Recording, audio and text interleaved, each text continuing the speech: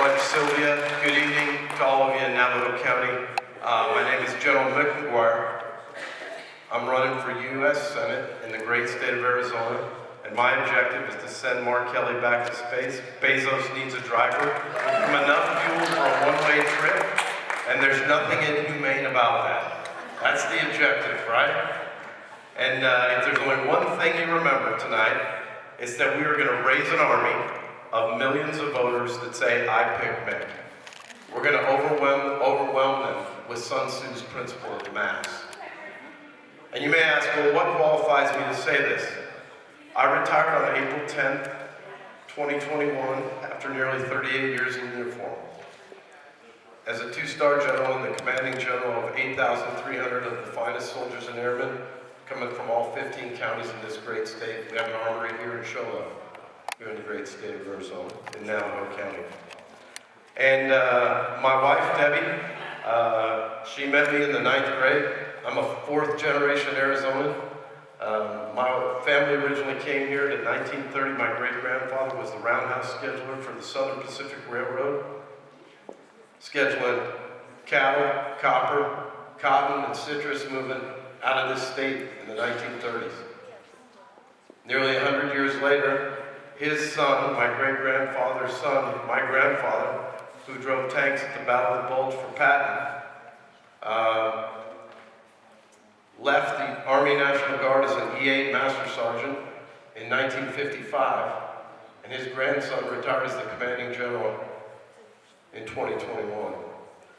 What would make a guy with that background? Met my beautiful wife Debbie in the 9th grade. We've been married 33 years. She didn't marry me in the 9th grade. That was, that didn't happen. But 3 beautiful daughters. They got 31, 27, 21, 1 granddaughter. There will be 3 in a month, and the first grandson will be due here in just 2 weeks. My oldest daughter cut the cake. The knife came out blue. I said, you got the wrong cake. She said, what? I said, we haven't had a male child in this family in 50 years. You definitely got the wrong cake. But we're all very excited about that, and my wife and I go to Christ Church in the Valley, down in Maricopa County, live in Phoenix.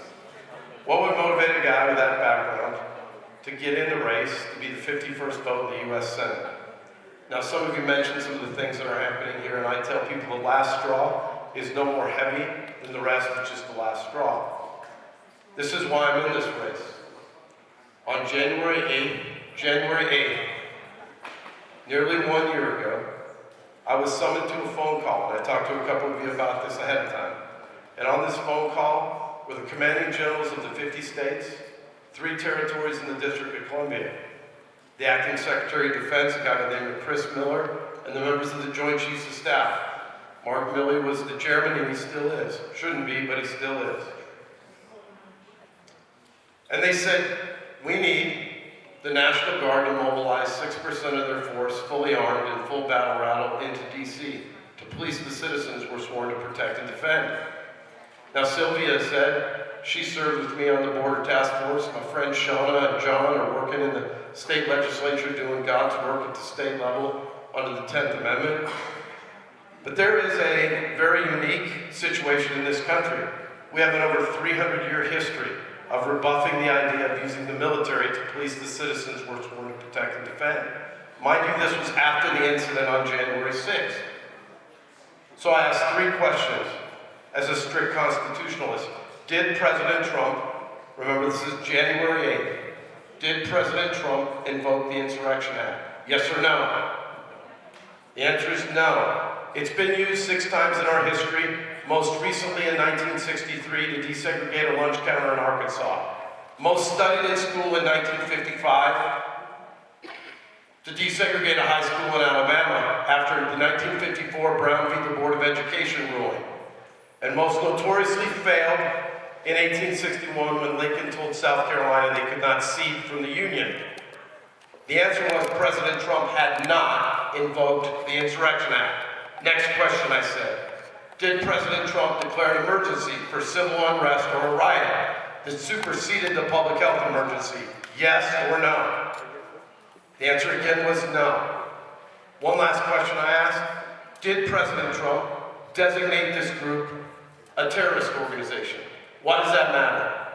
After the very unique incident and very tragic incident that occurred on 9/11/2001.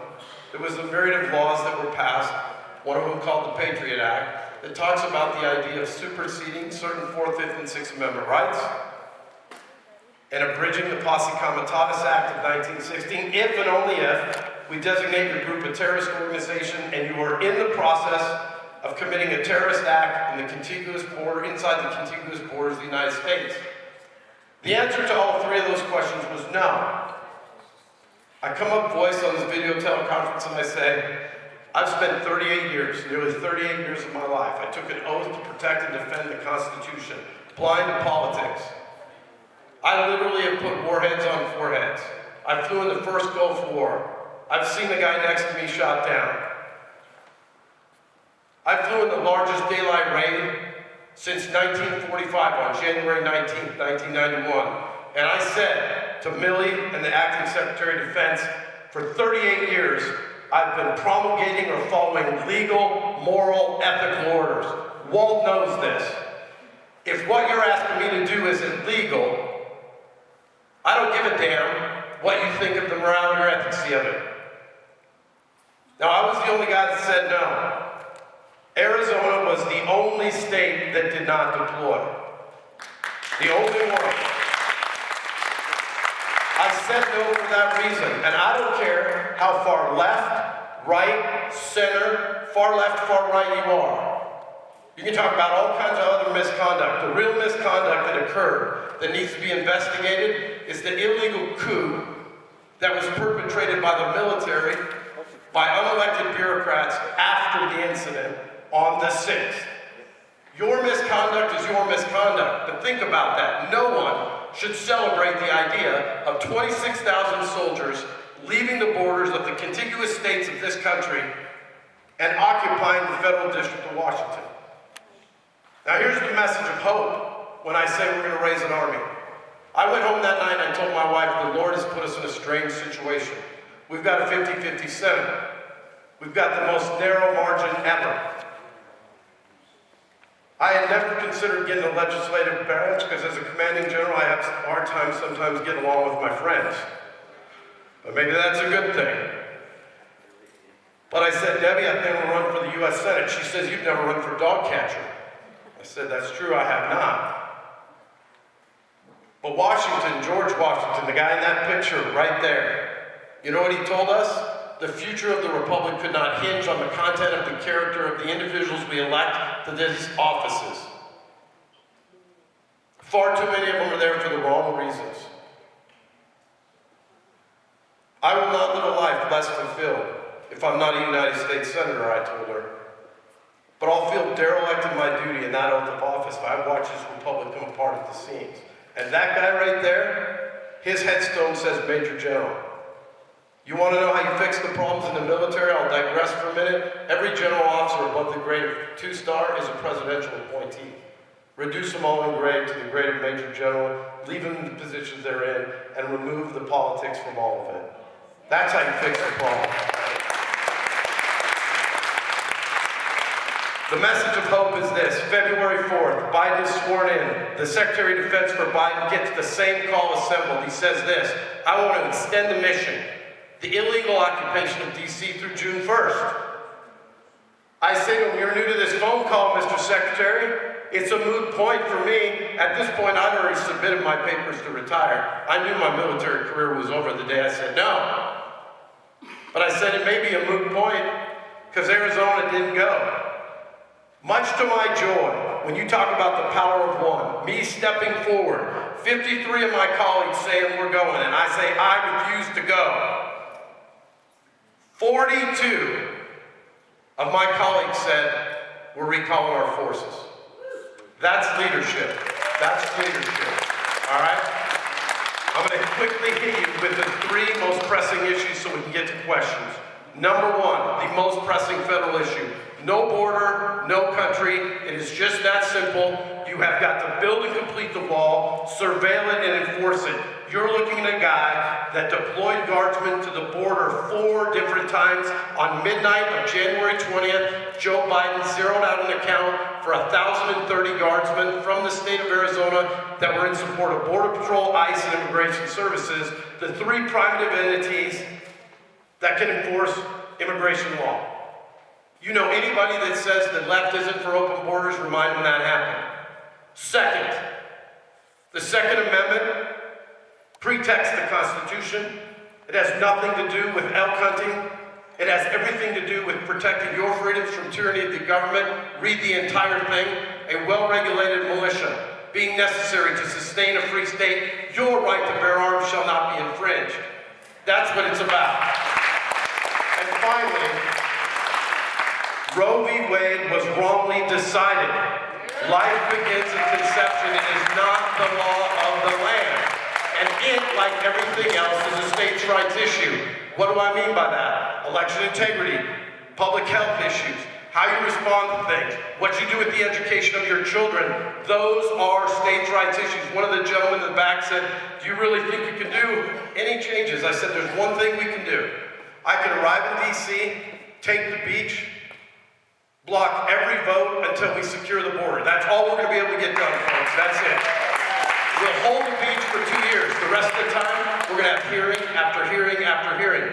Why are the folks being held without due process for January 6th? Why haven't they been afforded due process?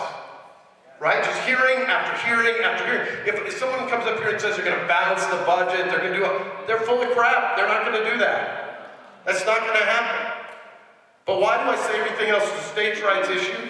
Because Shauna and John and Walt and the rest got to deal with that right now. It's their responsibility. The federal government's never fixed a damn thing with a 2,000-mile screwdriver in Arizona. So here's the ask. I need 7,267 signatures. I'm well beyond that number, but I need a bunch in Navajo County. I need you to pray that God's divine will be over this nation, and I need donors, small donors, medium donors, some extra medium, some large, some mega donors, in a box, in a fox, in a train, on a plane. All Dr. Seuss's donors are welcome in a U.S. Senate race that's going to be the most expensive race in the history of this country. So with that, just remember this. Go to iPickMick or electmick.com, iPickMick.com. There's going to be 4-hour-long lines in every county of people wearing t-shirts that say, I pick Mick, and we're overwhelming them with a mass movement. So thank you very much. Thanks for being here tonight, and hit me with your questions. Who's got questions? And then I think there's clipboards. I think there's one here, ma'am, and you can pass them around and all that. Go ahead, sir. How much out-of-state money are you taking? How much out-of-state money? I'm taking whatever money I can get. I have no backers. So I'm not a self-funder. I'm up against 2 self-funders in the primary, and Mark Brnovich. CNN, somebody talked about them earlier. They're like a broken clock. They're right twice a day, right? Maybe that. But this guy from CNN calls me when I announced. He said, General, you're up against 2 self-funders and a guy who's won statewide. What's your advantage? I said, the question answers itself. He said, what are you talking about? I said, this state entered the Republic in 1912. We've never elected a self-funder to governor or U.S. Senator in the history of the state. Not one time. And I said, if there was such an appetite for previously elected officials, why have 3 of the 4 of us never run for dog catcher? And the reporter looked at me and said, wait a minute, you're the only guy that's not a self-funder who's never run for office. So I said, see how easy it is to be a reporter at CNN? So, it's a national race. Most of my donors are local. I have some friends from out of state, guys that I know that I served with in Texas. A lot of them are retired in Texas, Florida, other states. They've sent me the money. The hard money limit, just so you know, is $5,800 per citizen. That's the most anybody can give me. But I tell people, you give me $10, $50, $100, just as valuable as somebody gives me $5,800. Thanks. Go ahead, man.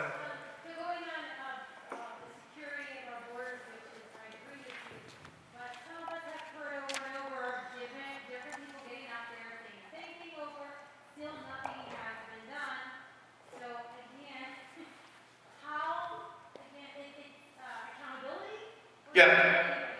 How, if you get elected, how does that actually happen? So let me give you an example. We just passed, or we didn't pass, I don't know what's going on. Mark Kelly, by the way, The mask is down 99% of the time with Chuck Schumer. Made it clear yesterday with his vote on the record he will end the filibuster. Remember, George Washington reminded us this. You want to understand God's divine providence over this nation in this faith, family, duty paradigm that I live? George Washington lived 86 years. That guy right there was born 86 years before Karl Marx. In the Constitutional Convention, he told his colleagues he feared tyranny of the majority more than he feared tyranny of the individual. What would motivate a guy that lived 86 years before Karl Marx to say that to his friends when never in human history had we seen tyranny of the majority reign? But the answer to your question about the border is this. Building and completing the wall can be done at relatively low cost. Think about the numbers. Trump asked for $3.6 billion. The city of Los Angeles just built a stadium. They're going to get the Super Bowl done and it was $6 billion. So obviously this is a money issue. That then creates what we have here in Arizona, our 13 ports of entry. Now my family's been here for 4 generations. In 1975, my grandfather loads me in a station wagon, drives me from Tucson, Arizona to La Caverna in Nogales, Mexico. Last house on the left before we cross the border, you know what we call them? Americans. First house on the left when we cross the border, you know what we call them? Mexicans. There's nothing xenophobic about it. It's a statement of fact. But every mile you travel south, the temperature is rising.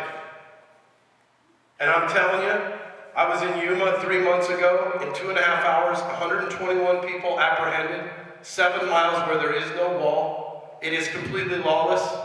And I've been in this game for 20 years. I've never seen anything like it. Ever. Of those 121 people, how many were from Mexico? Anyone want to guess? 0. How many were from Guatemala? 0.